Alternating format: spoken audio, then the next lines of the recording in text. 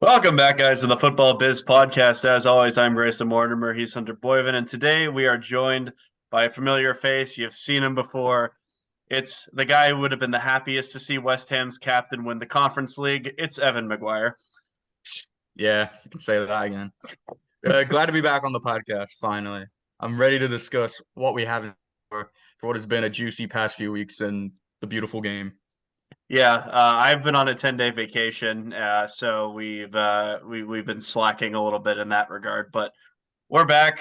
We are very going to be very busy today. We have a lot to discuss. There's been a lot that has happened in the past over like 2 weeks, so we're gonna have our hands full today. So I think it'll take all three of us to really discuss everything. But let's jump right into it. There's been some weird, crazy transfers that have already happened thus far, and the window hasn't even opened yet. The first big one we'll talk about, we'll probably spend the most time on this one. It is, of course, Jude Bellingham going from Dortmund to Real Madrid.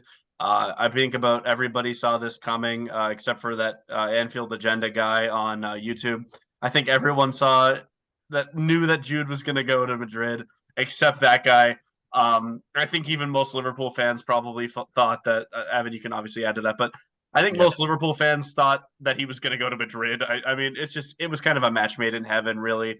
The base is 88 million pounds plus potentially another 30 in add-ons, which would make this transfer one of the most expensive of all time. Um, I'm going to give this one a solid 10. I mean, there's really no player in the world I think that currently has as much pedigree as a guy like Jude at his age. I mean, still only 19, and that's crazy to think about because he's already been playing at the top level for 2 to 3 years. And I've seen this guy play live twice, and I must say that he is supremely talented. I mean, there is everything to like about this guy. It is not an overhype whatsoever. Jude Bellingham is the real deal. And yeah, I think this is going to be a great transfer, especially once Modric and Cruz leave. That midfield's going to be set for a very long time. I think it's safe to say that the future's in safe hands. I think he should be an automatic start. I don't know how they're gonna form the formation once things start, especially now that Benzema's gone and having to figure out all that. I know they have a little bit of a solution to that, but as far as the midfield goes, he can run it all from top to bottom. I think once he reaches the prime in years to come, it'll be the likes of someone like a Mateus or a Hullet who really can do anything that you ask them to. I could see that. Like he defends very well, box to box very well. He could pass, he can shoot, he could score, whatever you need him to do. And of course, even though the Bundesliga is far easier than La Liga, he has proven himself as far as the world stage with the World Cup and Champions League. So I don't think this is going to be hard for him at all. Yeah, I'd say it's a solid sign-in for Madrid. They've been looking at him for like the past year anyway.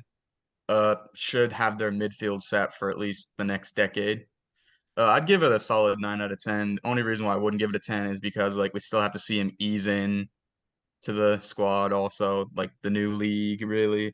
And then if he can also learn from Modric and Cruz before they leave as well. That's the only reason why I wouldn't give it a 10 so far. Yeah, I mean, everything you guys said is true, and I personally think that Jude is going to be.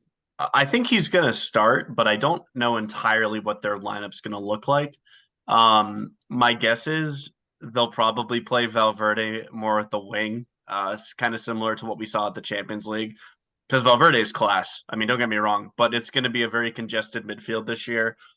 And I think for Kamavinga, I think he's going to play left back again. Yeah, I think he's going to have to. Um, and then Chouameni is also going to be in the mix there. So a lot of decisions for Ancelotti to make this year. And that's actually one thing we'll quickly touch upon. Ancelotti is going to Brazil in 24 when his Madrid contract is up. So that's going to be something to look out for. But I mean, I'm happy for him there. But yeah, as for Jude, I do think that this one's going to pan out. I mean, there's no reason why it shouldn't. I mean, he's got the ability. I think if he can add that long passing to his game, which Spain absolutely adores, he's going to be set. And I mean, he's got the ability to do that. So um, I don't really think there's much to touch on here unless you guys need to add anything. As far as that goes, no. No, like I just said, just needs to ease into the team, and then we'll see how it goes then. Yeah, exactly. But Jude is going to Madrid. And, you know, some guys go into Madrid and some leave. Karim Benzema is unfortunately leaving Madrid.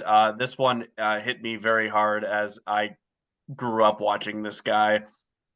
He's going to Saudi Arabia, and he's being joined by N'Golo Kante, is his France teammate. So definitely two big ones there. Going to Saudi Arabia, and we're potentially seeing what could be the new China. This is a tough one because I haven't really paid attention to this league yet. I know, of course, Ronaldo had joined already, but I didn't really sit down to watch a game, so I don't know how things go um, as far as gameplay and whatnot. Uh, Benzema, he's obviously still world class. He's going to affect that team in a major way, in a positive way. We haven't seen Conte play in a consecutive manner for quite some time. I honestly forget what it's like to watch him play. He was so good when he was, not hurt left and right, whatever the case may be. Um, I'm positive that this league is going to be easier on him than the Prem. So maybe we'll be able to see shades of Prime and Goal a little bit here and there. Um, as far as personally, like for their personal benefit, this is a really good signing because they've done what they needed to do in Europe. They've won the Champions League. It's a good money move for them. And as far as for the Saudi League and for uh, the team, I don't know how to pronounce their name, unfortunately. This is a very good signing because you're bringing names to this league. You're gonna make it, put it on the market and try to get it out there. It'll never be the top five league. We know how that pans out, but as far as trying to bring big names in, this is a good move. Yeah, I agree. I think also we were touching on the fact that it's the new China League. Well, I think it might be able to actually sustain itself because like Saudi Arabia, they have like unlimited money. I mean, they've already touched into golf anyway when it comes to live golf anyway, and they just struck a deal with PGA. So like they definitely have already shown that they have the money to support this league anyway. Like they've already reached out into the Premier League. You know, they bought Newcastle and they've already made a giant effect with them as they're already in the Champions League now. So when it comes to signing all these players, you know, they're on the ends of their careers. They can definitely compete and be maybe a top 10 league like the MLS is right now. Yeah, for sure. And I do think that the odds of them sustaining themselves is definitely greater than China. Since I think there in general out of these teams there is more money to be had there. China, I think, just overinflated itself and realized that uh, they just couldn't do it. And yeah, Benzema Conte joined Al Ittihad, I believe is how it's pronounced. I apologize if I butchered that, but I do think that Saudi is going to be a good league. It was already a decent league, but now they're really investing in it. Um, and Evan, you mentioned that yes, these guys are at the end of their careers. Well, there's one that isn't, and that is Ruben Neves. He's 27. He got purchased for 55 million pounds from Wolverhampton. And he's consistently been Wolves' best player for the last 5 years or so. Um, and he's going to be one that I think really is going to turn some heads because he's not at the end of his career. He's 27. He's going to be entering the peak of his career, especially for a center midfielder. And I think that this kind of even more so than the likes of Benzema, I think show the Saudi intent at becoming a good league. Not only being able to sign big free agents, but also going out and signing decently sized name players for big amounts of cash. Yeah, as far as this one goes, I'm gonna have to do a complete 180 on this one. Whereas Benzema and Conte, like I said, they completed everything and Evan said they're on the tail end of their careers. And you mentioned Neves is not he's younger. I think this is kind of a selfish move on his part.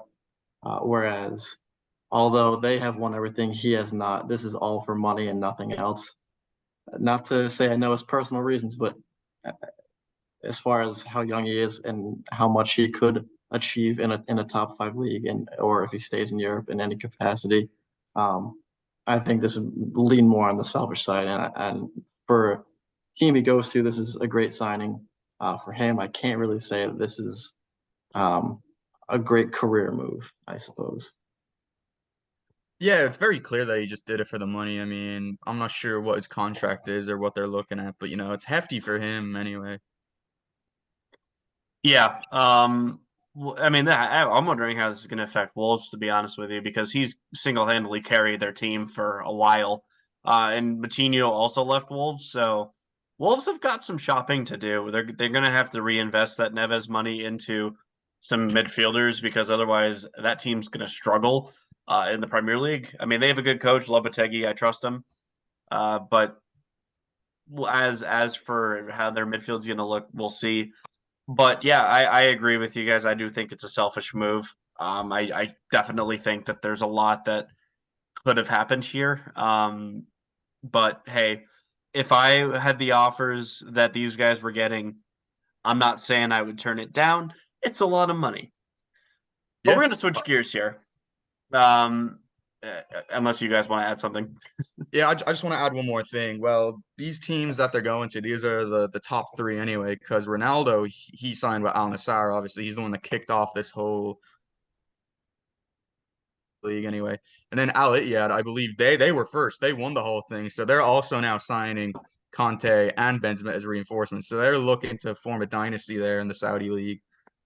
And then with Al Hilal, I believe, yeah, they're Yeah. signing or they're looking to sign Neves. They finished third anyway. So all these clubs that are signing them, they're in like the top four anyway. So they're trying to form their own big six, it seems like, in their league.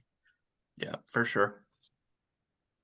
Well, with that, we will switch gears a little bit. Now, this next one, I am planning on bringing actually a guest in to talk about this one in greater depth, but we can definitely touch upon it right now. And this transfer is, you know, out of all these ones, I would say it's actually the biggest one so far, maybe outside of Jude. But that is the fact that Inter Miami have signed Lionel Messi.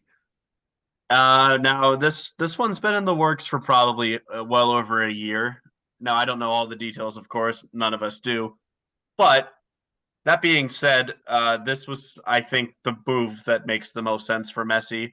Obviously, a lot of Barcelona fans thought he was going to go back there.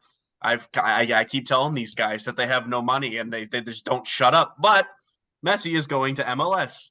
And that is what is happening. He is not going back to Barcelona. I get to smile and wave the whole time, and I'm very joyous about that. He's not linking up with Lewandowski, guys. He's going to Miami. That is what is happening. But anyways, my personal biases aside, I think this transfer is the best thing that MLS has ever done. And I don't even think that's a bold take because it is. I mean, there's never been a player of Messi's caliber in MLS. There probably never will be. Like, this is arguably the greatest player of all time that we're talking about right now. And as I said, I do plan on going into some more depth with this in a future episode. But as for this transfer, I mean, this is a record breaker easily. Yeah, I mean, Inter Miami is a fairly new team, and in order to get on the map, you're having someone like this, you're automatically bringing eyes from all over the world and casual fans who only know the big names. This would be good for them as well. Of course, we've seen in the MLS where legends whose careers are dying out have come here, but not to the scale of Messi. Of course, his career is not dead. He still can play at the top of his game. So that's why I think that's a lot different than like Kaká joining Orlando or the likes of Frank Lampard. I think it was New York that he joined. Um, they were most certainly at the end of their careers, whereas Messi still has a lot to offer. And Inter Miami is still a project right now. I mean, I know they're investing in a new stadium They and also what suck. they suck, yeah. They So do. there's a lot to go in here, and I think him going there will bring a lot more people not only to the MLS but to Miami as well. So um, I don't think Messi would make a decision that he doesn't believe in. We know that he wanted to get out of Paris as soon as possible. They didn't appreciate him, which is a conversation in and of itself. But I don't think he's going to make a decision as big as this and not have thought this out. Yeah, the only signings that really compare to this would be Ibrahimovic and Beckham going to LA Galaxy. Those are the only ones, and even that, this is not Maybe even close. maybe Henri. Henri maybe, but like, you could even say Gerrard going to Galaxy as well. But like, yeah, no, that didn't really check out too well. But yeah, no, this was in the works for quite a while. Like, I knew if Messi was to come to the MLS, it would be Inter Miami. Like there would really be no other team that he'd want to go to because it makes most sense for him. He can happily retire there. Florida is a nice little spot. Miami, you got the beach and all that. And even then, it's a massive Spanish speaking city anyway. So he'll fit right in too there because like he only speaks Spanish really anyway. When it comes to the team standpoint, he's got a massive overhaul to do with that team because, like I said, they're sitting bottom of the conference right now. They're gonna have to find a way to climb back. As for the economic impact for the league, this does wonders. As for what we're trying to do with the league now here, because we're trying to make it, one of the more popular sports in America because it's not exactly right now. But looking at the World Cup coming up in 3 years, we're trying to aim for that right now. So it's a great move for the league and it's a great move for Messi, I believe. Yeah, I absolutely think it's a good move for Messi. It's definitely a good move for MLS. And Miami does have some quality in their team. It's not like they're going to be complete rubbish. They do have Canadian international Kamal Miller. I think he's a class defender. Joseph Martinez is in that team. He's top 10 in MLS for goals. He was the quickest to reach 100. And then there's even the likes of Leo Campana, who I think is a very good player, and a Hunter. Actually, his girlfriend actually graduated with us, so that's kind of cool. Yeah, Leo Campana is on there too, but there's some talent in that team. It's just a matter of they got to get the right coach. Phil Neville was not the answer, and I definitely think that there's a lot that Messi will have to do if Miami's even going to have a hope at qualifying for the playoffs this year. They just lost last week to my beloved New England Revolution, which was, that was a pretty easy game for them. So I definitely think there's a lot to do, but I think Miami does have the pieces to link up with what they have to do, but it's a matter of just putting everything together, and that'll come down to coaching. Yeah, I got nothing to add to that. I just think it's a really good move overall. And to anyone who says that it's like a dead move and this is my goat at 35, that's a bunch of BS. And I that's just a stupid, meaningless conversation. Yeah, I agree with that. Yeah, no, this move, like I said, it's massive for the league. Like we've already seen the amount of followers now that the Instagram page has. Like it's absolutely skyrocketed up to 8 million because it was only just really not even around a million initially before Yeah. it was announced. Yeah, and then even then the ticket sale prices have just absolutely skyrocketed. Like I know now for the Charlotte game that's coming up in October, it's impossible to go to now because they've opened up the bowl and even then, like the nosebleed seats are over 100. So good luck there trying to get a ticket. Yeah, I'm very fortunate. I got to see him play for PSG, so I don't have to worry about trying to scramble to Gillette Stadium to go see him. But I do have my season tickets there, so maybe next year we'll see. But yeah, I do plan on having a feature episode with a very prominent MLS figure to talk about that transfer. So stay tuned for that. But we're going to move on to the next transfer, and this one Evan is going to be very happy about because this is an absolute steal. I mean, the fact that Liverpool managed to get Alexis McAllister for just 35 million is absurd. I mean, he can do it all. He's more of an attacking midfielder, but he can definitely drop deep. His passing is great. He can score. He's great with link up play, which is how Liverpool play. And the fact that they only got him for 35 mil because of a dumb release clause, I mean, you can't really ask for much more than that. I'm going to give this one a solid 9. I mean, there's the only thing that's keeping me from a 10 is because I gave Jude a 10, and I think Jude's the best player out of the bunch. But McAllister is, in his own right, an absolutely class signing. On from the opposite point of view on that, I think Brighton are, for lack of a better, they're screwed. Let's just say that they're screwed because you're going into Europe with no one now, and you're most likely losing Caicedo. probably some other key figures there.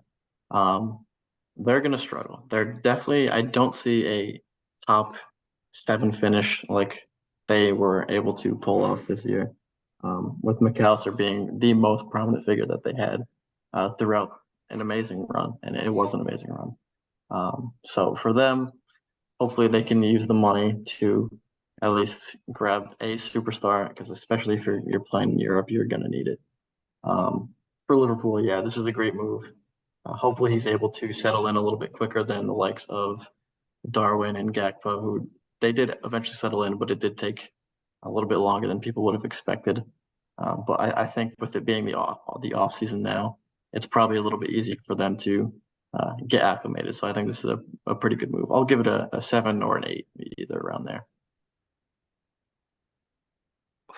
Where do I start? All I can say is finally we get a midfielder, and it looks like we may be actually beginning to make some business moves. As this may only seem like it's only the first piece in what FSG plan to bring into this club now. Because we're already having our eyes on set on Cone and Thuram, but that's still pending eventually. So we'll see where that goes eventually down the line. But no, this is where we have to start. We've already seen what Alexis can do with Brighton. I mean, he's been absolutely brilliant this season and also in the past for them. Finally being able to bring them into Europe. I mean, being able to get Brighton Europa League for the first time in their club's history is astonishing. But yeah, I do have to agree with Hunter in a way. We'll have to see how Brighton will now go forward with this after losing what's probably been their best player in the past few seasons. Although they have been able to, recover in a way because they've lost some players in the past, like Trossard. I'm trying to think of any other examples. Trossard's the main one that comes off the top of my head right now. They've been able to replace him. So who knows going forward? But no, for Liverpool, this is what they needed. Cucurella. Yeah, Cucurella, that's the one I'm thinking of. But as I was saying, for Liverpool, this is only just the start of trying to rebuild this midfield because if we're going to be able to, compete next year for the league and for say Europa now, that's what was needed to be done. And we also do it very cheaply, like we always have, and probably will going forward. Yeah. I don't. The thing is I don't think Brighton are completely screwed because they got 35 million from McAllister. They'll probably get upwards of 60 to 70 for Caicedo, depending on where he goes. If it's Chelsea or Arsenal, those are the big two that have been linked with him. Um, but they've also. I mean, they still have Matoma. Matoma's an absolute world beater. He's one of their better players. They got the likes of Irish boy wonder Evan Ferguson. They have just brought in Dahoud from Dortmund, who didn't have the best Dortmund career, but I definitely think he's still a talent. They brought in experience with James Milner. The likes of Estupinian are still there. Lewis Dunk is still there. In goal, I mean, I think Sanchez is class, but clearly De Zerbi disagrees with me. And then De Zerbi himself is a fantastic coach. So I don't think that Brighton's going to be completely screwed. I think top six will be very tough again, especially because I expect the likes of Spurs and Chelsea to have better years than they just did, especially Chelsea. We'll see. But I definitely think that this is a great signing for Liverpool. It'll help their midfield massively. Still, I think could use one more midfielder. Fabinho had a kind of a shocking season last year, so I think they may need to bring in somebody as a depth signing for him. But overall, I like this move. I definitely think Liverpool had the better end of the deal, but Brighton, I don't think are going to be screwed in any way. They'll go out and find some South American boy wonder and just throw him in, and he'll be absolute class again. Yeah, I got nothing to add to that. I'm excited for this one just because I feel like Liverpool's a bigger stage for a player like him to perform on. Yeah, no, I got nothing else to add. Just going forward, trying to fit him in now. Hopefully, he can link up very well with Gakpo, Salah, and Darwin, and we can get some more goals. Yeah, absolutely. And the last confirmed transfer that I want to talk about, we don't have to spend too much time on this one, is nothing like Stoke City legend Hasselu to Real Madrid of all places. Yeah, it's a loan deal. It's a 1.5 million buy option, which is extremely cheap. He's 33. He just scored 16 goals for Espanyol, which is actually a pretty good tally considering that team is steaming garbage that just got relegated. And that's putting it lightly. But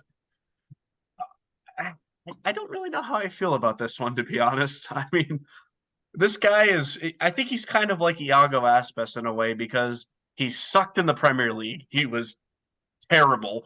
He was just absolutely god awful. Like watching him touch a ball was like watching a horse try to, like kick an apple. Like it's just something like that. But on the other hand, this guy just scored 16 goals for a relegation side. So, but the reason I'm kind of conflicted here is because he's replacing Karim Benzema. You're replacing a Ballon d'Or winner with Hazalou. How? You couldn't find Yeah, someone else? You couldn't find Mbappe? Like, to be honest, I don't think this is a permanent move. I think this is just a placeholder because, like you said, the window didn't even open yet, so there's still so much time.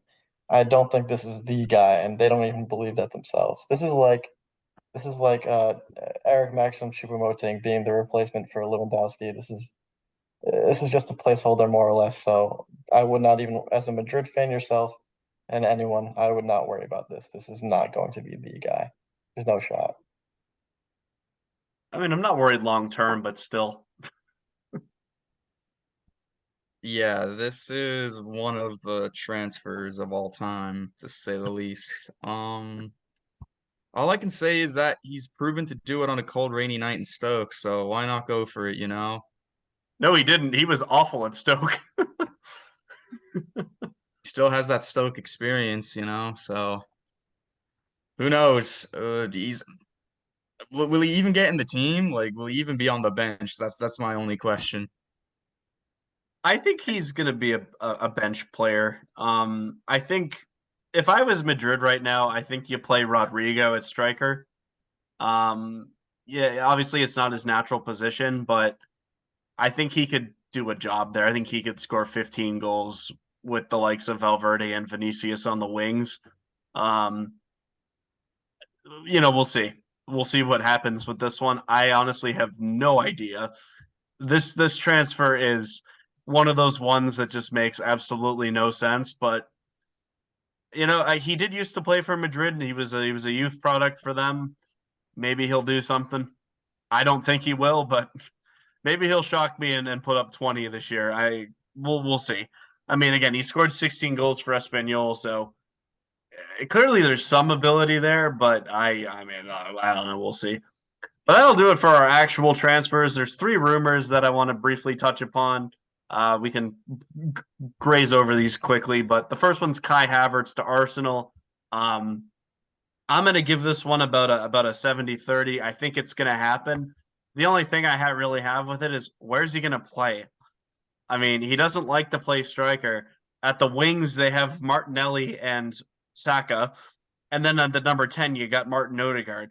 Where I don't understand why Arsenal are even interested in Kai Havertz. I get that he needs to leave Chelsea because he does, but I don't know why a team like even Newcastle could probably use him. Yeah, I do think it's pretty close to happening, and I think Fabrizio Romano was talking about this as well. So, being the most trustworthy source there is, it looks like this is probably going to be something that happens. One of my close friends is an Arsenal fan, and he himself doesn't really understand this. Like, you really want a striker right now, like a true out and out striker. But hopefully, this is not how they're trying to answer that question. Yeah, I'm assuming this one is definitely gonna happen. Uh, my guess is it's really for depth, trying to rotate through players. Say like he can maybe play up at striker, he can also play on the wing. So yeah, my assumption is like when one of those players like Saka or Jesus is out, he'll just fill in for them. Yeah, as a depth signing, I don't hate it, but the fact that they're talking about like 60, 70 mil, like that's not usually the type of money you want to spend for a rotation player. The type of money you usually want to spend for one of those guys, what they spent on Trossard, which I thought was a brilliant transfer. So I don't know. I don't really know how I feel about this one, but once that happens, we can talk more about that. But the second one is the fact that Man City have been sniffing around every Irishman's favorite player from West Ham. That would be Mr. Declan Rice, winner of the Conference League. I personally would rather keep Gundogan. I think that he's already proven that he's one of City's most important players. But if he does leave, I don't hate that Rice is the guy that's being talked about there. I think he would do a job for City. But I don't know. I think every Irish fan would be annoyed at that, watching Jack Grealish and Declan Rice both play for the team that just won the treble. So yeah, um, I don't hate the rumors, but if City can keep Gundogan, I would much rather that. Uh, to be honest, this is not one that I've heard. I've heard more prevalently around him going to Arsenal as I well. was about to say that, yeah. Which I've heard way more than I've even about this I've Man seen City both. move. As far as that goes, I would rather talk about him going to Arsenal just because I think that's more likely to happen. They're able to put down a lot of money on this. They haven't really made a big money signing, and I think this is one of those that you would dedicate a large sum of funds to. And for Arsenal, it would be a great move, I think.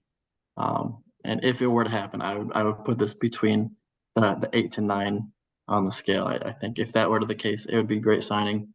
If it went to City, I could not say the same. Like obviously he's a great player regardless, but it's just I don't know where he would fit because they have such a good squad already. Yeah, no, I'd say more than likely he'd be going to Arsenal because I believe Arsenal is now putting in a second bid to get him since their first one failed. And I think they're going for above over 100 million. So, and that's what West Ham are looking to get him for anyway. So if they agree to that, he's going to Arsenal. When it comes to the City transfer, it would have to depend on if Gundogan does leave. Because if Gundogan does leave, I believe he'd be able to fit right in with the City squad, or maybe just ease him in like they did with Jack Grealish, and then it should be all good from there on. I know how much it probably hurt you to talk about those two guys, but I definitely think that Arsenal would be the better move, especially with Xhaka just leaving. And then Thomas Partey's also, there's been some rumors floating around there too. Um, I think Rice would be a class signing for Arsenal. I think he would definitely help their midfield for the next 6 or 7 years at the minimum. But yeah, I definitely don't hate the rumors to either, especially if Gundogan does leave. And then the last one, well, just quickly, what do you guys think is going to happen with Mr. Mbappe? He loves drama. He loves drama. I think Yeah, he's going to stay. I don't think he's going anywhere, but this guy loves drama. So we'll see what do you guys think with him? been through this song and dance last year. Everyone was put through the loop of him going to Madrid last year. Um, I I know for a fact that they're not going to let him go on a free transfer. So if they know what's good for them, they'll try to get rid of him as soon as they can before um, a free transfer becomes a possibility. Even though he himself apparently is claiming that doesn't want to leave, all this hoopla, we know deep down that he wants to leave. PSG is a dead team. They can't win anything other than the league, and you're losing Messi. You might lose Neymar wherever that saga will continue. And if you're the only man left standing there, like that team is screwed. So I think he needs to get out of there for his own sake. I know Madrid said apparently that they are done signing now. I don't know how true that is.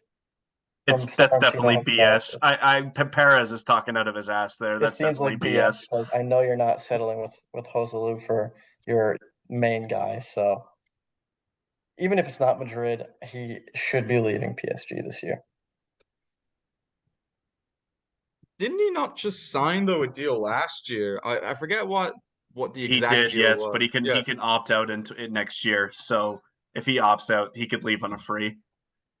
well, that's what I'm saying. It's more than likely that he'll probably leave next year because PSG don't really seem too phased right now in order to just sell him off. So it seems like that they could definitely strike some deal with them eventually down the line, especially if they do bring back in some other reinforcements to help him out. Yeah, I we'll see what happens with this one. I think he's gonna stay personally. I don't see him leaving again, but I've been shocked before. And one thing I did briefly forget to mention, Sergio Busquets is joining up with Messi in Miami, so that's the first Messi friend to join. Just to put that, we don't have to talk about that one. Just it is out there. But anyways, changing gears to some of the final games that did happen while we were out. The first big one is that Man City did win the Champions League finally. The amount of relief that I felt for this was immense. I was extremely happy. Rodri scores the only goal of the game. Ederson made some huge saves. Lukaku was phenomenal for City's defense. Um, and I must say, Inter Milan really did deserve more in this game. They outplayed City for very large parts of it, especially after City scored. But in the end, it didn't matter. City did win the game, and they completed the treble. Uh, KDB unfortunately did get hurt in the first half, so that definitely sucked. But um, I'm a very relieved man. And the last talking point that a lot of people are saying is that Haaland ghosted. And here's the thing: even if he doesn't score or even put a shot on target, which he did, he was saved by Onana. It was a tough angle shot. What Holland also does is take away from the defenders to free up other players getting space. That has not been talked about nearly enough. So I'm going to mention it here. Even if he doesn't score, he's still doing something. So I don't want to hear people saying that he ghosted in a final or didn't do anything, because he did. He was still involved. Even if he doesn't touch the ball, he is always involved. That's what he does. That's how he plays. And he scored 50 goals this season, so it doesn't really matter that he didn't score in the final. The team won the game. Sometimes it's more than the player. So that being said, I think he's the favorite for the Ballon d'Or at this point. I mean, they won the treble. I think that beats the World Cup in my opinion. Um, but yeah, City finally got it done. I'll touch on that last point first. I said in the last episode that teams will tend to do the Project Mbappe, Project Holland, where they double man, whatever the case may be, the guy just to assure that he doesn't score. But the problem with that, which happens every time, and for some reason no one figures out, is like you said, that opens up room for anybody else to score. And with City, everyone can score. Defenders score, midfielders score. Everyone scores on that team. So to dedicate man marking and double man marking on one person is child's play. It's the dumbest thing you could do, especially against a team like this. And I said that in the last episode. So you could say he ghosted. I think that's incredibly stupid just because, again, like if you free up space for everyone else, that's a good contribution to the team. And in the worst case, it was only a one goal game. So you could say that for a lot of people. Um, but moving on from that, I don't think it was a major surprise. I know a lot of people didn't want City to win, but to say that they didn't deserve it would be kind of silly. Um, of course, they have their own drama going on in the background, but I could say confidently that as someone who really doesn't like City, I like some of the players. I think they absolutely deserved it, and it was only really a matter of time before they got the trophy that's been eluding them for so long. Yeah, no, I agree on that point. It was always theirs to lose anyway in the past, and they finally got that burden over them. So being able to now finally win that Champions League, and not also just that, but to win the treble and also match their city rivals, Man United, as the only English teams to have done so, it really puts them up there with some of the best teams of all time. And, it'll definitely encourage more players now to go over to City and be part of that project that Pep has been working on, because in the past they've had the Centurions, they had the domestic treble, but the only thing that really got away from them was the Champions League. So being able to have done that now, I'm afraid to say they'll probably end up winning like way, way more in the future. They'll probably win at Wembley next year if I have to say that with a big sigh. But you know, we'll still be going for the league. We have Alexis, so I'll just leave it at that. You say it with a sigh, and I say it with a smile because that is a very yeah. I think it definitely boosts their chances at signing some good players. Holland is I think outside of De Bruyne and the likes of someone like Company, I think Holland is the best signing they've made, and I'm saying that, and he's only played one season there. He's just been that good. Um, yeah, I don't really have much more to add, but the fact is yeah, City are now the European champions. They finally did it. But yeah, the other we'll talk about the other two competitions. The first one being that Sevilla did win the Europa League over Roma. The biggest talking point I think is the fact that Jose Mourinho acted like a complete sourpuss after losing. He lost a final and he gave his medal to some kids sitting in the stands. I know the guy has a big ego, but even this is even beyond my comprehension. Um, Hunter said that he was probably the best coach of all time. I straight up disagree. Now that Pep has won two trebles with two different leagues, um, I think Pep. I think Pep. It's either Pep or Sir Alex Ferguson at this point. Um, yeah, Mourinho fumbled the bag on this one. His tactics were awful in the second half. He allowed Sevilla to get back in the game. And yeah, in the end of the day, a team that was 10th in the Liga will be in the Champions League next year. Yep, there's something about this competition that they just own, and I'll never really understand it. I do think one of the funny things is that Moreno did recreate that meme from all those years ago where he's just waiting in the parking lot for the referee to come out. He pretty much did the same thing. I think instead this time he kind of chased after him in a way. So he still feels very strongly in that aspect. Uh, I think this is the first final he's ever lost, so it's really surprising just to see that in general. But again, it's Sevilla. They quite literally own that competition, and it's the weirdest thing ever. They'll be in the Champions League. They'll be third in their group, end up in the Europa League, and then win it like nothing ever happened. So it's their competition. You can't say anything about it. Yeah, well, an unstoppable force met an immovable object because Sevilla came into that final having won every single Europa League final they've been in, and then Mourinho having won every single European final he's been in. So one of them had to have folded in the end, and sadly it was just his team. But really, they fought to the end. I mean, they got the penalties, but some of those penalties were shocking, awful. Well, why do you send three defenders first? One of them, maybe. But there was, I mean, Jorginho Wijnaldum was on the pitch. He could have taken one. Uh, they took Yeah, Dybala off, so he couldn't. But you can't use three defenders to take your penalties. That's just not how it works. And I think that's the kind of in a nutshell says how much he fumbled the bag on this one. He just did. So you lost, Jose. well, that was his philosophy. He loves defending. We all know that from over the years. Everybody likes to call it anti-football, parking the bus. So I guess he just trusted them a little too much. Yeah. But yeah, that's I think that's all we really need to mention that. And the last one is the Conference League. West Ham beat Fiorentina off a late Jared Bowen goal. Um, and they were the only team in London to win a trophy this year. And despite finishing 14th in the Prem, they're going to have European football next year. Yeah, I mean, we should have expected them to win. Obviously, it happened in a fashion that we didn't exactly expect or predict. But I think myself and Grayson in the last episode did say that West Ham should have had this one. So not surprised, and I think this really only adds to the expected price tag of someone like Declan Rice as he's on the move. This really kind of just solidifies his importance in a team.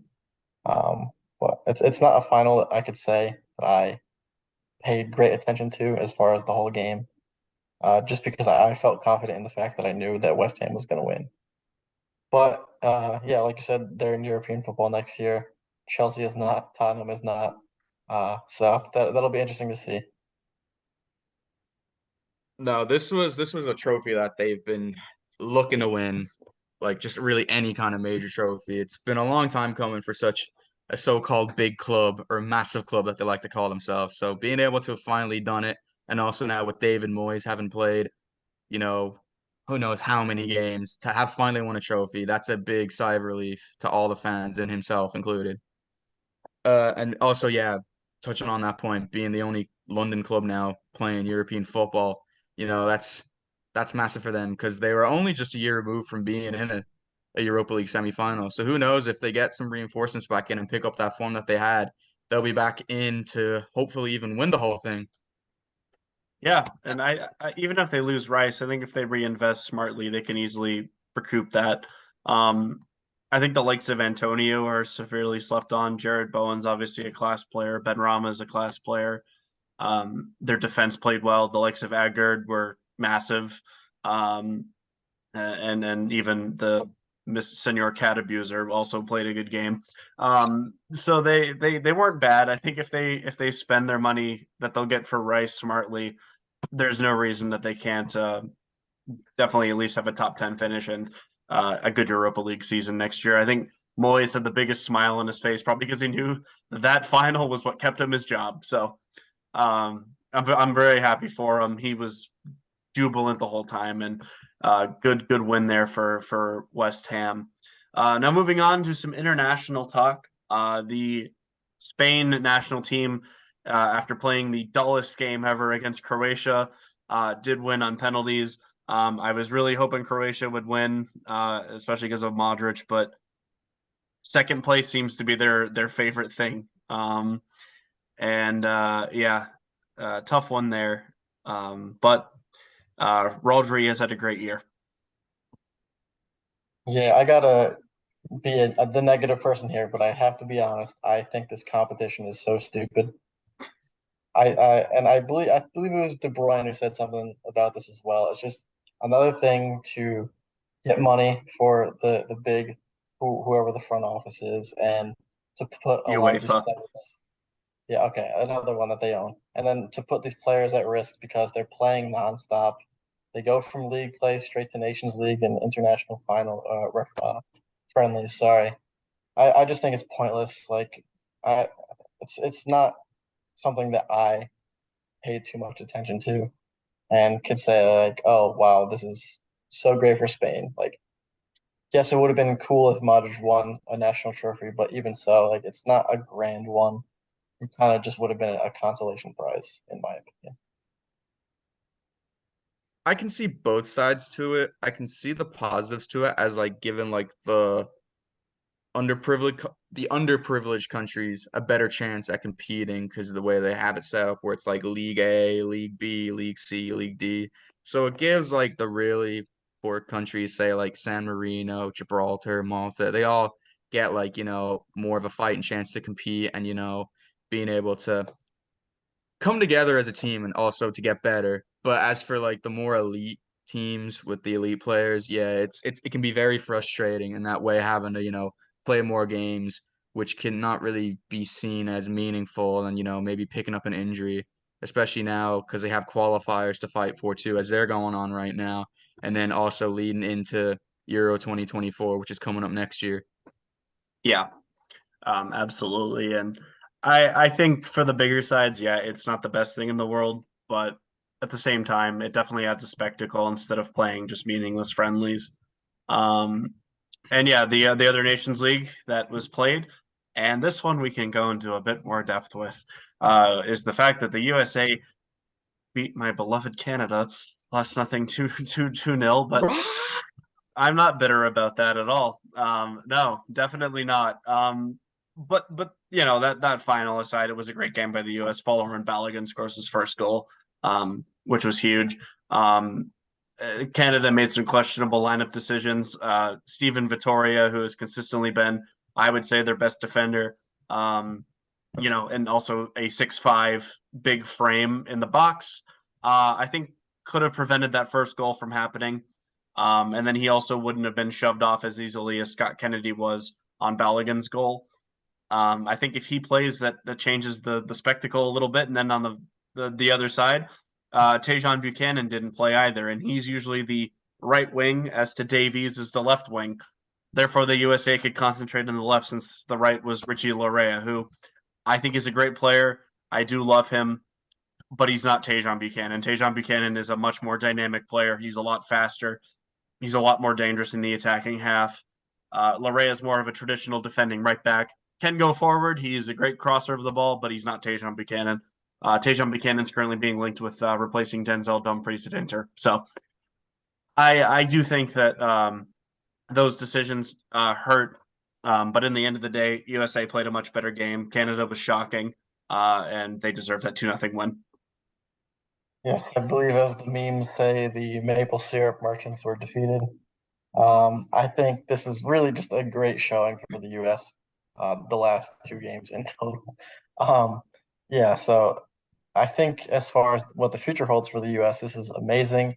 They're going to host, or at least co-host, the Copa America, and then again they're going to triple co-host the World Cup as far as Mexico and Canada with them. So I think leading up to the World Cup, they have amazing practice, and I'm quite hopeful and excited for what their future holds because with the acquisition, I suppose, of Balogun switching his allegiance, and um, the one thing that we can talk about a little bit that I just think is ridiculous is re-signing Greg Berhalter.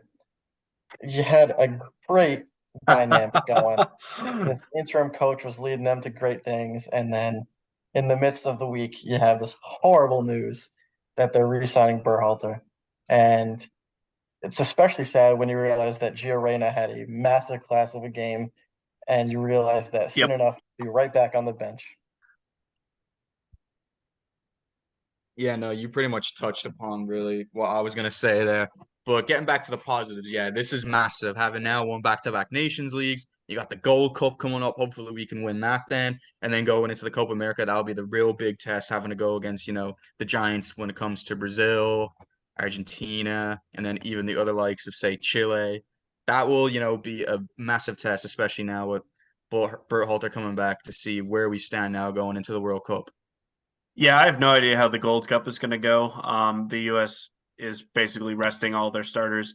Canada's resting most of their starters. The only one that I don't understand this, FC Porto midfielder Stefano Stacchio, and this guy is good enough to play for Portugal, by the way. I'm glad we got him before he could. He's still playing the Gold Cup, and the fact that he is kind of incredible. If Canada even makes it far, it'll be because of him and only because of him. Eustachio is a tier above everyone else on the Canada squad that they called up. I mean, yeah, it's insane, but yeah, I can at least tolerate losing to the U.S., especially because I am a dual national between Canada and the U.S. I'm just happy that the guys that the U.S. beat in the semifinal, the Mexico did not win. Because once again, that set of fans proved that they were the biggest set of for lack of a better term, assholes that have existed. I mean, after losing, they start chanting slurs, they start throwing stuff. That's what they do. And I've seen it firsthand. I watched Mexico play Portugal at Gillette back in 2014. Their fans were rude there too. And it's awful. It's a constant thing. It's nationwide. Their fans just show up and act like the biggest bunch of just Neanderthals that you can imagine. And their players were no better. I mean, two of their guys got sent off. They probably should have had a third one sent off. They were slapping guys. The U.S. They baited the U.S. guys into slapping guys. That's what Serginho Dest did and got himself sent off. Kenny. And McKennie as well. I mean, their players were kind of translating on the field what their fans were doing in the stands, minus the chants. And once again, I mean, it just shows that right now Mexico, I think, is the third best team in CONCACAF. I can firmly say that I believe Canada, if Mexico somehow beat the U.S., which they didn't, I can firmly say that if Canada made the final against Mexico, I think Canada would have won. Canada's got more stars at this point in their team, and than Mexico does. So I do think that that this would have, it would have gone Canada's way if Mexico did. Mexico, I think, is the third best team in CONCACAF at this point, and their fans are the worst in the world. I think what this comes down to is the fact that Mexico fans realize that their team is way on the back burner now, and what once was a team that you could kind of get excited to watch with like Chicharito and whatnot, it's going all downhill, and there's nothing to really be excited about. There's no great gameplay. Like the U.S. played fantastic, just very fluent football. Mexico was not playing that, and I feel like fans realize that, especially now that it's a dying uh, team, really, and, until some new stars rise up, that they don't have much to look forward to right now. Yeah, emotions are running high. I can say for a fact, especially, well, they were always very emotional, even when they were good. But now, since they're on the downturn, yeah, you're gonna probably see a lot more of that happening. All they can really do now is just flex their 11 gold cups, and that's about it. Because going into the World Cup right now, they don't stand a chance, and they'll be on the stage hosting, and that's not a good look if this team can't, go far because they can't even make it out of the groups. It seems like with that performance yet again. No. Um, I mean, the thing is too, you Hunter, you mentioned star power. Outside of Edson Alvarez and Chucky Lozano, there really isn't much on this team. There's really not, and maybe the likes of Marcelo Flores, who, let's face it, should have played for Canada. If he turns into something at Arsenal, he's an Arsenal youth prospect right now. Maybe he'll turn into something. If not, there's really not much there going for them. And Canada and the U.S. both have extremely young cores that are only going to get better.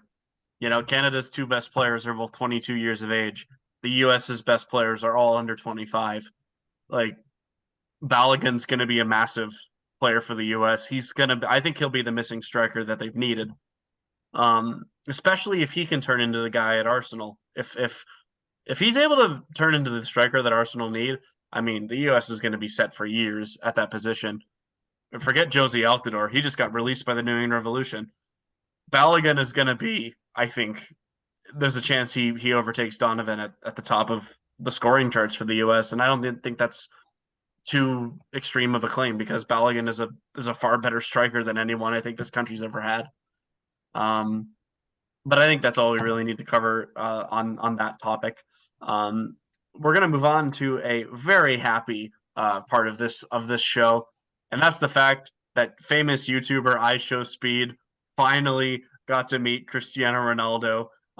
Rafael was the one that kind of pointed it out, and Speed, as we would all expect, was basically just bowing down to Ronaldo. He was hugging him. He was so happy to get a photo with him.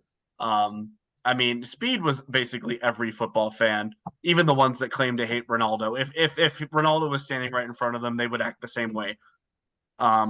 Speed was basically every football fan that imagined meeting Cristiano Ronaldo. I'm super happy for the guy. He deserved it. And frankly, it's a very very nice story. It was a very interesting story. Like I've seen everywhere online. It really started with a Twitch donation. Someone just asked him who his favorite footballer was, and he incorrectly said Ronaldo's name, and it just spiraled out of control into some fantastic story with a lot of lows where he would show up to games and he finds out that Ronaldo's not on the team sheet. Like he for one of the Man United games, and that's just got to be heart wrenching. But he met some of his family that day as well, and I think he kind of just realized that it was in the stars that day. He was very smart. He made a lot of smaller connections along the way with like Alfonso Davies he would talk with, and then Leao was probably the best one. João Felix also definitely helped. Getting anyone on the Portuguese national team was definitely a big help. And like we saw, Leao really he stopped his car and he helped him to get his attention. And I think that it all happened so perfectly, and it was really funny to watch. Yeah, it was very sweet of him to finally be able to get that moment because it's been a long time coming for him, really. Having gone to the World Cup, having gone over to Old Trafford, and then having all those disappointments, and really just being able to finally share that moment. Like you could see like what that meant to him. Like pretty much he was balling at the end when Ronaldo left. That was kind of funny, but also sweet at the same time to see. Yeah, absolutely. I mean, it was awesome to see. I mean, he deserved it. I mean, I've had even I've had my fair share of disappointment when trying to just see Ronaldo play a game. I had to go to Spain to do it. I mean, I tried to see him in 2 friendlies at Gillette. He didn't appear to either. So I completely understand where Speed's coming from. Obviously, I didn't meet Ronaldo. I wish, but um, the, the fact that he finally did it is just, I mean, that's just absolutely insane. Um, but yeah, we're gonna move on to, I think, what will be our final big story of the day, and that is the fact that Bournemouth fired Gary O'Neill and replaced him with Andoni Iraola. Now, Iraola is a decent coach. He just finished 11th with Rayo Vallecano, so not a terrible signing, but I think it's a bit disrespectful to O'Neill. To be fair, I thought he did a phenomenal job at keeping Bournemouth up with what they had. I mean, they looked awful under Scott Parker. They were losing 9-0 to Liverpool, and then they, thankfully fired him after that. This anyone that's watched this knows what I feel about how I feel about Scott Parker. I think he's awful, but O'Neill, I think, did a phenomenal job, and even though Iraola, I think, will be a good coach, it feels a bit harsh to me. This is not something that I had followed, so I'm not quite well versed in this as you two probably are. But I just think in general, if I know they didn't do so well, but um, someone who kept you up in a league that you don't really belong in, it's a harsh thing to say. It's just like they're not like the most class team, and you are among the people that would be considered a relegation team just based off what you know about them on paper. So I feel like a coach who keeps you away from that, even if it's by the skin of your teeth, I think that you might want to consider keeping him, whoever it may be.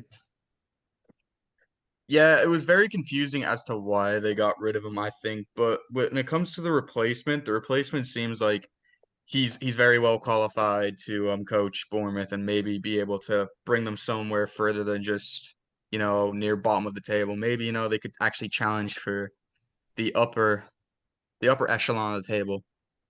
But I think also this is just purely speculation, but I heard some news coming from the 92 Bible that apparently one of the coaches was involved with some naughty misconducts, and that only just came out hours after that announcement. So I don't know if there's any correlation, but it's interesting that that was announced. Yeah, and I was wondering that myself. Now the quick hire makes me think that it may have been purely football based. But if that comes out that that is O'Neill, then fair, you can't really defend that. So I think that we'll see what comes out about that story. As a pure footballing decision, again, I don't really know how I feel about it because O'Neill, I think, did a phenomenal job. But yeah, if that story comes out that it is him and that he did something very bad, then fair enough, completely understandable. But we'll see what happens to Bournemouth next year. They are one of my relegation favorites. I don't think they'll get last. As much as I don't want them to, Luton Town, I think, is going to get 20th. If I was doing a way too early predictions, that team is just. We'll see. We'll see. We'll see what happens. I would love them to stay personally, but we'll figure out what goes on there. But as for O'Neill, yeah, I mean, if as long as he stays out of trouble, should be able to find a job easily. Iraola is a decent coach. I did see him play when he was in MLS with NYC, but I think I think it'll be a decent hire. It's very ambitious. I will at least give them that. I got nothing to add to that personally.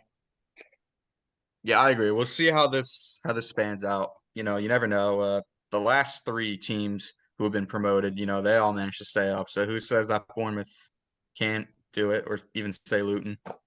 Yeah, we have one final segment before our usual segment of the week, and that is going to be Prem accolades. We've been meaning to do this for a while. I just completely forgot, but we're the first one we're gonna have is the best transfer of the year. We can discuss this. Now, obviously, there's only one name that really makes sense. That's Erling Haaland. So we're gonna do, instead of best transfer of the season, best transfer other than Erling Haaland of the season. I think there's a lot more discussion there.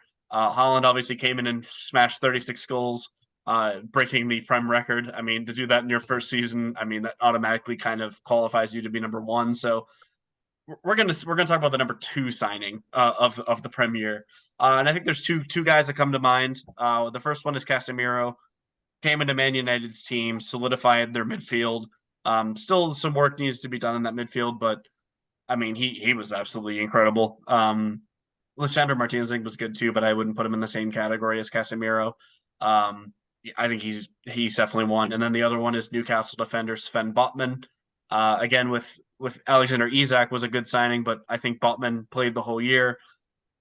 He was absolutely insane for them. Without him, I don't know how well they do. Nick Pope, I think, is a good shout as well for Newcastle, but those are going to be my two: Sven Botman and Casemiro. Yeah, I've said this several times throughout the year, even mid-season, that Casemiro should be among the top three at least for signings of the year. You kind of expected what you got out of Holland. Like, I don't think anyone was surprised by that. Even before he got there, they were saying that he would break the record, and he did it in amazing fashion.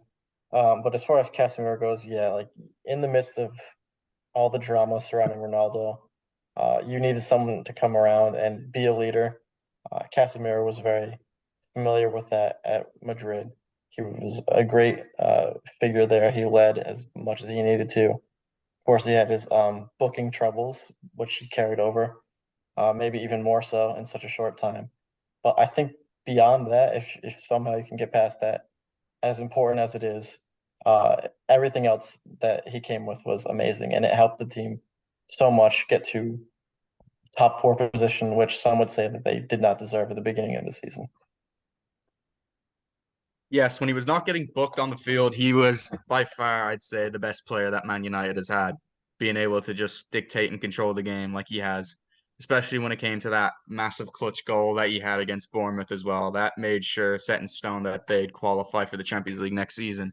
I could also maybe go Alvarez. I know Alvarez has been sitting on the bench for quite a while, like he's always coming off the bench for City, but when he has come on, he's had a massive impact being, the backup striker behind Haaland. He's probably the best backup striker that you could probably have for a team right now.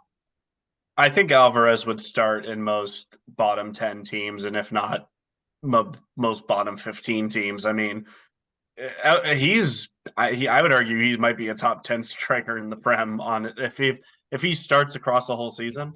Obviously, there's a lot of talent around him, but yeah, there is one guy, Hunter, that would be shocked by Holland, and even made a 5-minute apology about it, and that is YouTuber Rory Jennings. I mean, that is maybe the worst take I've ever seen. I mean, the fact that he thought 15 goals for Holland would have been a good season.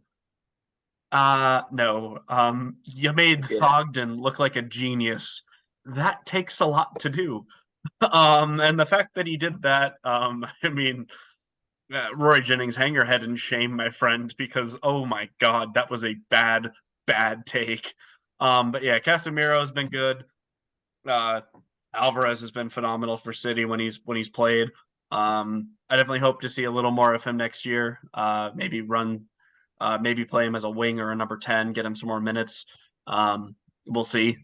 Or even use him as a, sparingly with Holland to keep Holland injury free. So yeah, all good takes. Moving on to the next one, we're gonna go into our worst signing of the season. I think this one's pretty easy. There's only one player that really stands out to me in this. The guy, I mean, for one, has maybe the dumbest celebration I've ever seen. He didn't get to do it at all this year because the one time he did score, he threw his shirt off at Anfield. And of course, that guy is Richarlison. A lot of people were talking about him as being one of the best signings that Tottenham has made over the past. I wasn't falling for it one bit. The guy's not terrible, but overhyped. One of the most overhyped players that I've ever seen.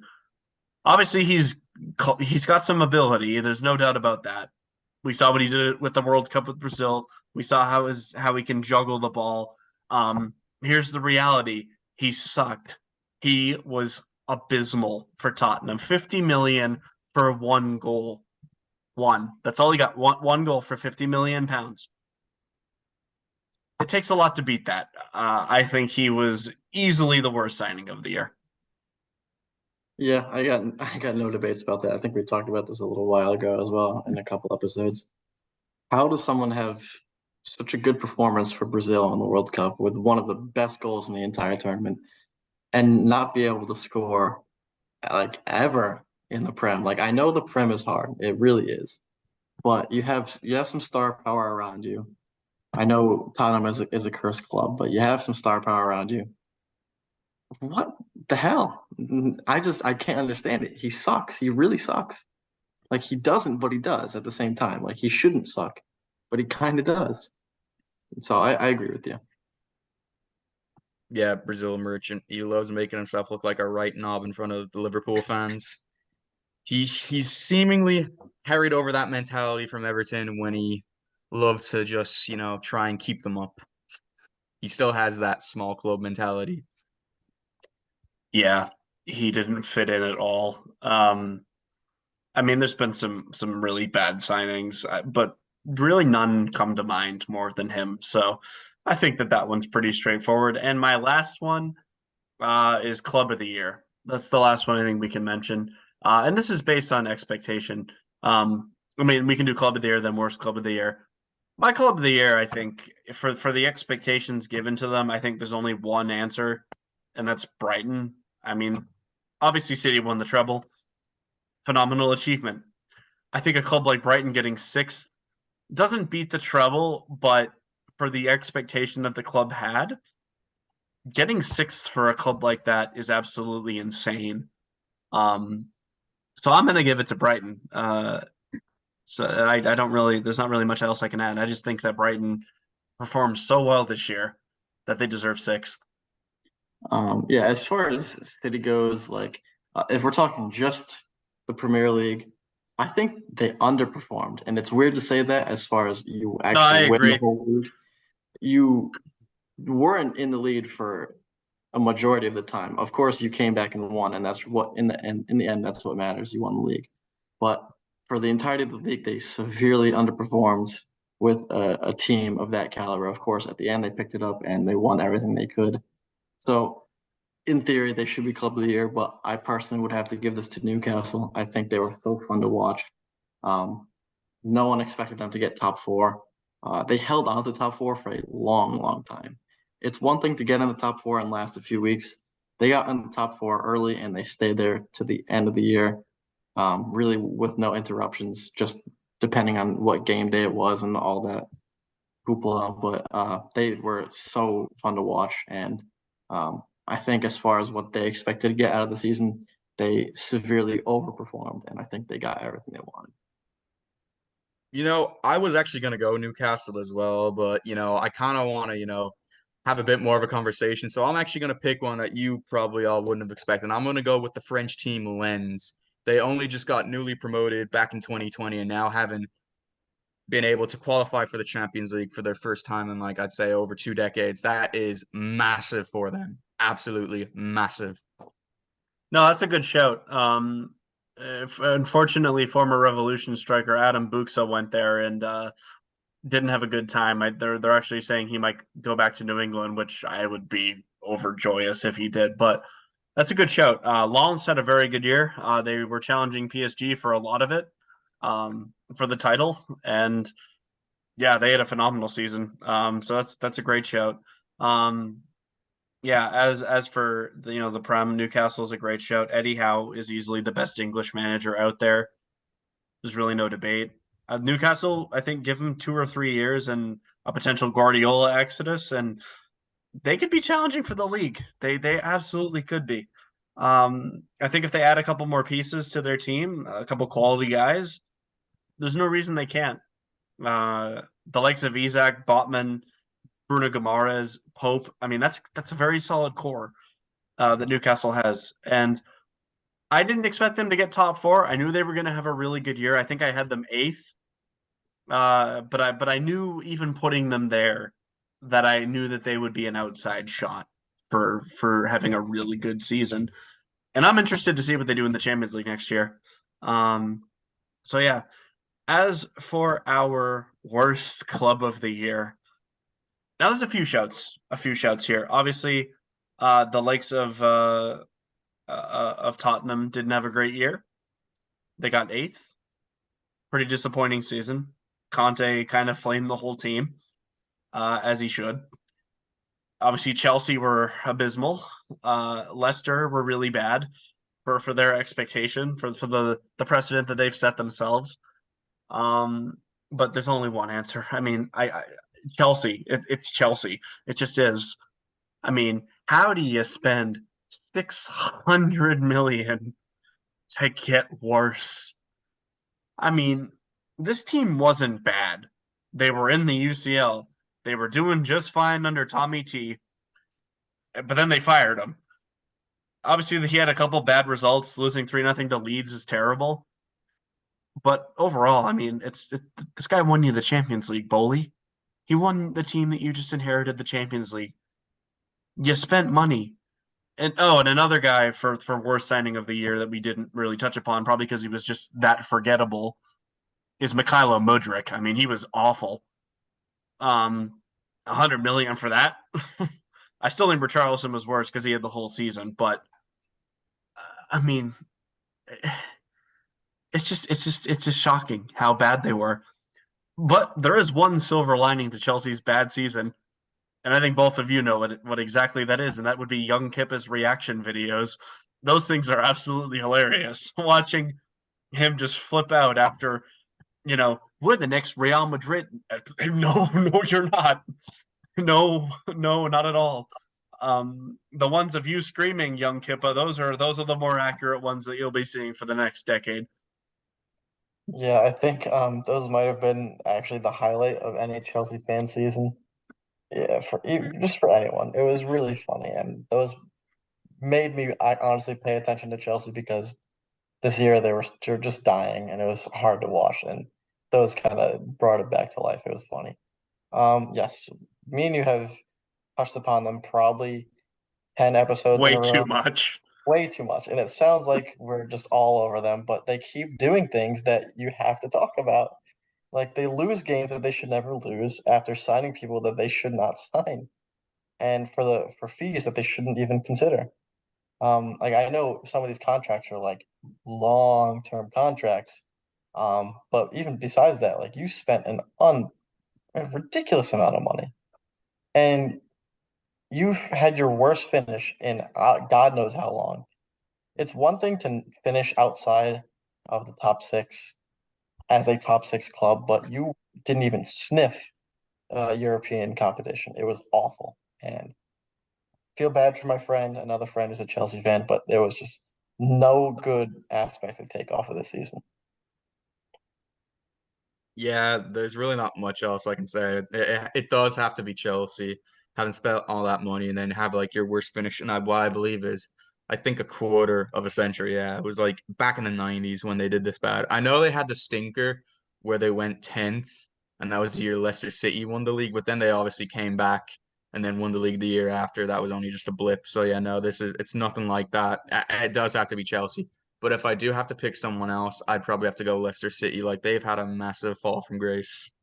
Haven't been like, in the top six, haven't qualified for some form of European football the past couple of years. Just to drop off the way they have is very tragic.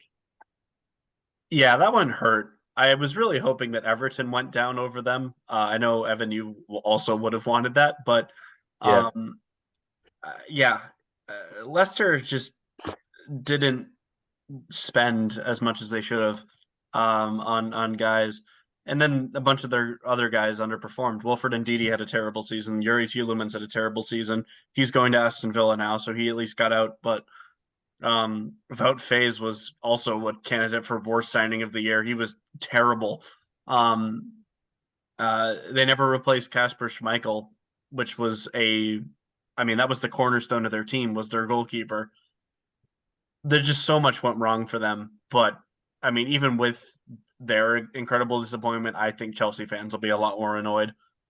Leicester, I think, have a good chance at going back up if they invest correctly. But yeah, that's really all. I got there. But we're going to move on to our final segment of the episode, which is Hero, Goal, and Idiot of the Week. We'll start with Hero. I will go first. I got to give it to Cristiano Ronaldo and I Show Speed. That was just a very heartwarming tale. I was very, very much impressed to see that. So that's got to be mine. Yeah, I'll completely switch gears. I'm going to go to Gio Reyna, especially for the last game against Canada. Two first half Listen, assists, man. unfortunately. Two first half assists. He played wonderfully. Like it was some of his best playing style in so long, especially being able to showcase that now. With Berhalter not there at the moment, even though he is now. I think that was one of his best performances in a long time, and yeah, it resulted in gold. So I'm gonna have to go Rodri in the Champions League final, having scored that beautiful goal against Inter Milan to win City their first Champions League title. That was just fantastic. I mean, he's had a brilliant stretch really overall, also having won the Nations League and having had great contribution there too. And he also won, I believe it was Player of the Year for the Champions League as well. So really just very, very, very slept on so far this whole entire year, haven't been able to achieve that. Outside of Holland and KDB, maybe Ederson, Rodri's easily City's most important player. And I'm glad that he got recognized for that. So that is a very good shout. They're not the same team when he doesn't play. So glad he's been able to stay fit the whole year because I mean, yeah, they need him, especially when his backup is Calvin Phillips. But yeah, moving on to our goal of the week, I'm going to go with Jonathan David against Panama. It was a beautiful pass from Kamal Miller in the backside on defense. Put David right through. David puts it between the legs of the keeper, scores a great goal. Canada went on to the final to lose, but that beside that, it was a great goal. mine will have to be Bellingham for his first ever goal for the U.S. I was hoping that it would come in his first game, but his second game is just as good, and in a final to win the trophy. And keeping up with the USA theme, it was a great strike. It was very powerful, off a great pass from the aforementioned Reyna, and it was just a great thing to see. So the future is bright for them. Oh, for my pick, I'm gonna go with Bowen in the Conference League final. That significance, 90-minute winner, having been slipped in, just the run in on goal. It was perfect, perfect. Especially to win West Ham their first major trophy in over 40 years. I mean, what you couldn't write a better script. Yeah, that was a good one. I can't disagree with either of those picks. Balogun's going to be massive for the U.S. And for our final segment, which is Idiot of the Week, Bournemouth, maybe, depending on what comes out about O'Neill, but you have to give it to Mexican fans. I mean, they once again embarrassed themselves in front of the world. They just there's another level of just stupidity when it comes to them. Like I don't know how else to say it. They get straight up abusive when things don't go their way. That happened against Canada a couple of years ago when Tejon Buchanan scored against them, and they just flooded his Instagram comments with racial profiling. Like that's unacceptable. And speaking of that, happy Juneteenth, everybody. There's still a long way to go, but definitely recognizing this as a holiday is a start. But that aside, I mean, Mexican fans are just they're some of the worst out there. And if someone gets offended by that, tell your buddies to change their spirit because it's not going to change. My opinion will not change until I see improvement.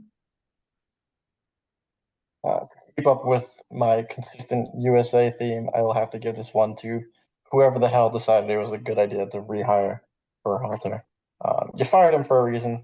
He sucks, and he brings the club down, or not the club, the team down. Sorry. Um, I know it's tough to have an interim manager for anyone, um, especially for Chelsea, who had Frank Lampard as their interim manager. That obviously didn't work out.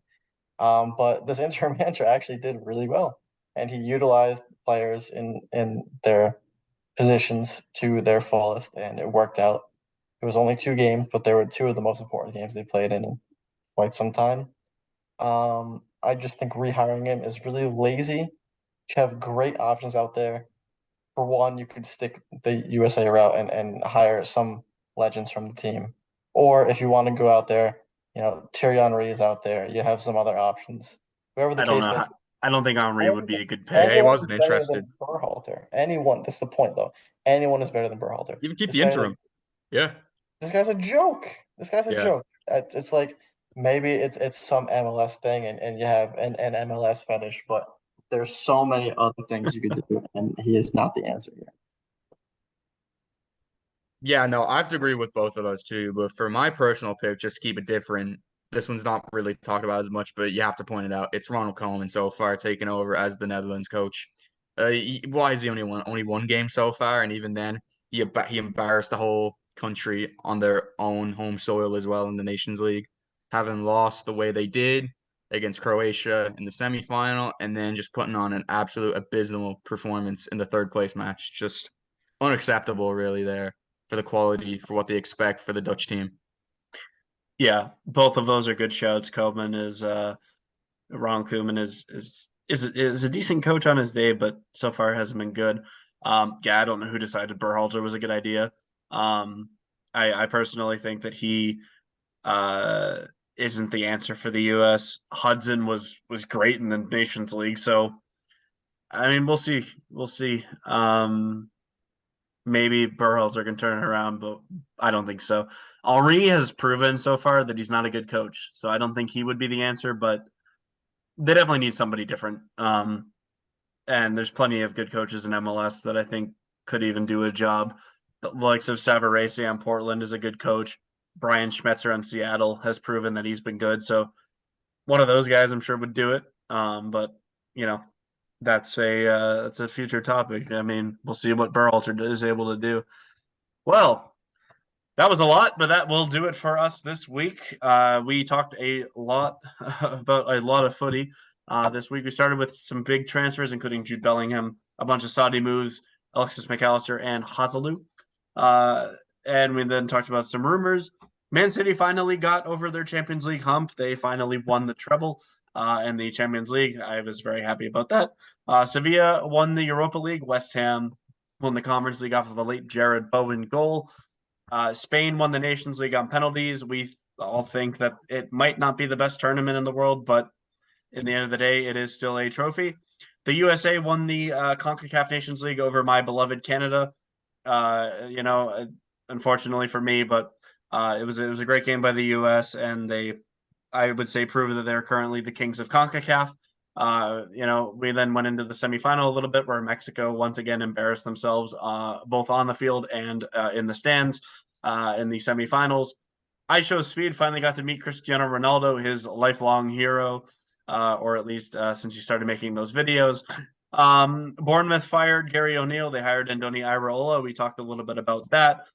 We're going to do a Prem segment about our best, worst signings of the year, as well as our best and worst clubs. And then once again, we finished it off with our usual segment of goal, idiot, and hero of the week. That'll do it from us. As always, I'm Graysen Mortimer. I'm Hunter Boyman. And I'm Evan McGuire. And we'll see you next time.